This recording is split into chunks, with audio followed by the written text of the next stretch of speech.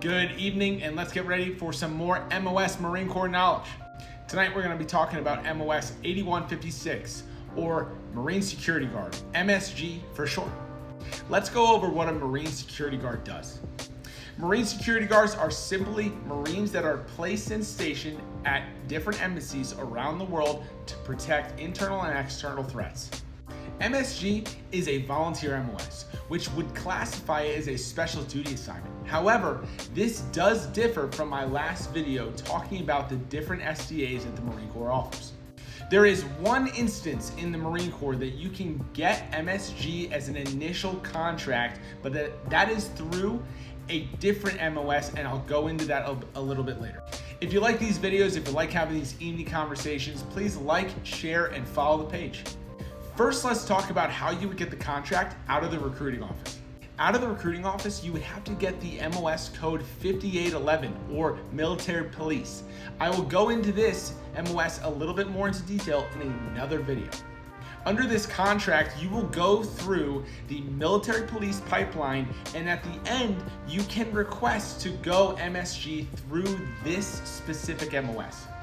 Now, option 2, and this is the majority of the Marine Corps, after your first 4 years in the Marine Corps, you can opt in and volunteer for MSG duty. Now, if you volunteer as an E3 Lance Corporal to E5 Sergeant, you will be at MSG as a watchstander. If you volunteer anywhere between an E6 Staff Sergeant to an E8 Master Sergeant, you will be qualified as a detachment commander. Now let's talk about some pros that come with being an MSG. 1, you get to travel the world.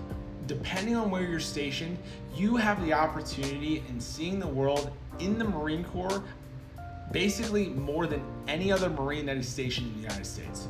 If you volunteer at an E3 or E4, you have an amazing opportunity to come back after MSG duty with a boatload of leadership knowledge. You will come back with experience not just with working with other countries, however, working with very high individuals on a daily basis.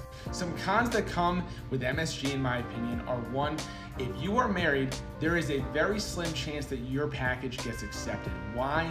Because unless you are E6 or above, your wife or family cannot come overseas with you. 2, if you go to MSG as a young Marine, E3 or E4, you're gonna come back to your MOS with minimal knowledge. Now, there's been some questions about if MSG qualifies for an SDA. Technically, it is a special duty assignment. However, unless you are an E6 or above, it does not qualify for the fulfillment of